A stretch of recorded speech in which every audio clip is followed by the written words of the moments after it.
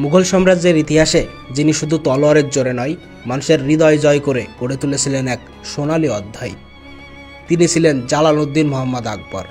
আজ আমরা জানব সেই অসাধারণ সম্রাটের গল্প, যিনি ধর্মীয় সহনশীলতা, ন্যায় বিচার এবং প্রশাসনিক দূরদর্শিতার এক জীবন্ত প্রতীক।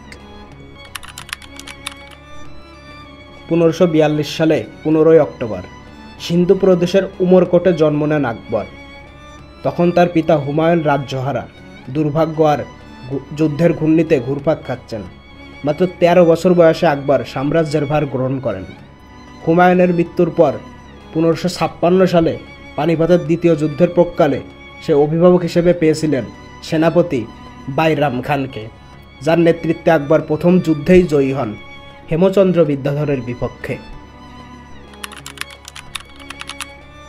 যৌবনে পা দিয়েই আকবর নিজ হাতে শাসনভার নেন আর বদলে দেন রাজনীতির সংজ্ঞা।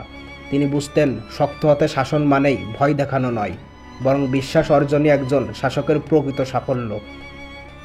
তিনি স্থাপন করেন মনসবদার পদ্ধতি, যা ছিল সাময়িক ও প্রশাসনিক কাঠামোর এক যুগান্তকারী ধাপ। শাসন ব্যবস্থাকে তিনি সাজান দক্ষতা, অনুগত্য ও সুবিচারের ভিত্তিতে। সম্রাট আকবর ছিলেন কৌশলী সেনাপতি। তিনি রাজপুত্র রাজাদের সঙ্গে যুদ্ধ করেছেন, আবার কূটনীতি ও বিবাহের মাধ্যমেও সম্পর্ক গড়েছেন। চিতোর, গুজরাট, বাংলার একের পর এক রাজ্য অন্তর্ভুক্ত হয় তার সাম্রাজ্যে। বিশেষভাবে মনে রাখা উচিত, রাজপুত্র রাজা মনসিংহ ও উদয় সিংহ এর সাথে তার সম্পর্ক, যেখানে তিনি শত্রুকে জয় করেও সম্মান দিতে কার্পণ্য করেননি।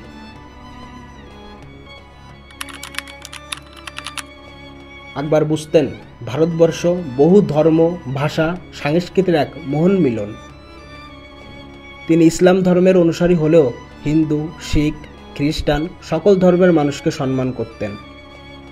1575 সালে তিনি স্থাপন করেন ইবাদতখানা, যেখানে বিভিন্ন ধর্মের পণ্ডিতদের আমন্ত্রণ জানিয়ে চলত মুক্ত আলোচনা। পরবর্তীতে তিনি দ্বীন-এ ইলাহি নামে একটি নতুন বিশ্বাসের প্রচলন করেন, যেটি ছিল মানবতাবাদ ও সহনশীলতার মিশ্র রূপ। আকবর নিজে পড়তে ও লিখতে জানতেন না, তবুও তিনি ছিলেন জ্ঞান পিপাসু। তার দরবারে ছিল অসংখ্য পণ্ডিত, কবি, চিত্রশিল্পী ও সঙ্গীত শিল্পী। তিনি গড়ে তোলেন নবরত্ন, যেখানে ছিলেন আবুল ফজর, ফৈজি, রাজা টোরডমল, বীরবল, তানসের, মানসিংহ। এ সভা ছিল মেধা ও সংস্কৃতির মহাসাগর। আকবরের দরবারের সঙ্গীত শিল্পী তানসেরের নাম আজও ইতিহাসে অমর। তানসেরের রাগ দাবিতে মুগ্ধ হতেন আকবর, আর শিল্পকলার প্রতি আকবরের সমর্থন ছিল সীমাহীন। তিনি মুঘল স্থাপত্যে আনেন নতুন মাত্রা। ফতেপুর সিকরি, আগ্রা দুর্গ তারই স্মৃতি বহন করে আজও দাঁড়িয়ে আছে।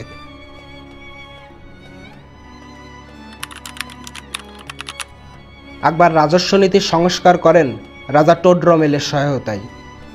তিনি ভূমির মাপ ও কৃষির উপর ভিত্তি করে ট্যাক্স নির্ধারণ করেন, যা কৃষকের জন্য ছিল অনেক স্বস্তির।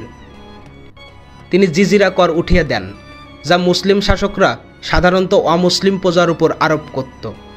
এই সিদ্ধান্ত তাকে মুসলিম ধর্মীয় নেতাদের বিরাগভাজন করলেও জনগণের ভালোবাসায় তিনি আরও গভীরভাবে অর্জন করেন। আকবর ছিলেন উদার ও জিজ্ঞাসু মনের অধিকারী। তিনি প্রজার দুঃখে কাঁদতেন, আবার নিজের সৈন্যদের মতো সাধারণ মানুষদের জীবনমান উন্নয়ন করাই ছিল তার লক্ষ্য।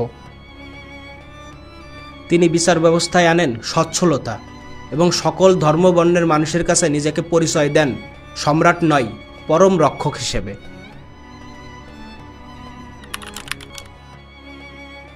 আকবরের জীবনের শেষ পর্যায়ে তিনি রাজ্য পরিচালনার ভার দেন পুত্র সেলিমকে, যিনি পরে জাহাঙ্গীর নামে সম্রাট হন। 1605 সালে 63 বছর বয়সে আকবর পরলোক গমন করেন আর রেখে যান এক চিরন্তর উত্তরাধিকার। আকবর ছিলেন শুধু মহা এক সম্রাট নন, তিনি ছিলেন ইতিহাসের এক দিশারি, যিনি মানুষের মধ্যে ঐক্য খুঁজতেন, বিভাজন নয়। তার প্রশাসনিক প্রজ্ঞা, সাময়িক দক্ষতা, ধর্মীয় সহনশীলতা ও মানবিক দৃষ্টিভঙ্গি তাকে করে তোলে ভারতীয় উপমহাদেশের ইতিহাসের এক অবিস্মরণীয় নাম। তিনি ছিলেন এমন একজন শাসক যিনি ইতিহাসকে লিখেছেন কেবল রক্ত দিয়ে নয়, বরং মানবতার কালি দিয়ে। যার চোখে সব প্রজাই ছিল সমান, তার হৃদয়ে ছিল সকলের জন্য স্থান। তিনি দেখিয়েছেন ধর্ম, সংস্কৃতি ও ভাষা মিলেমিশে গড়া যেতে পারে এক সুবর্ণ সভ্যতা।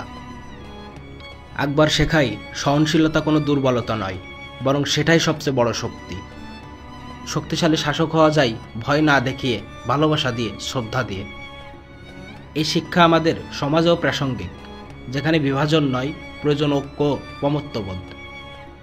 তাই আকবর শুধু অতীতের গল্প নন, তিনি এক জীবন্ত প্রেরণা। আর শতাব্দী পেরিয়েও জালালউদ্দিন মোহাম্মদ আকবরের নাম উচ্চারিত হয় গর্ব, শ্রদ্ধা আর ভালোবাসার সঙ্গে।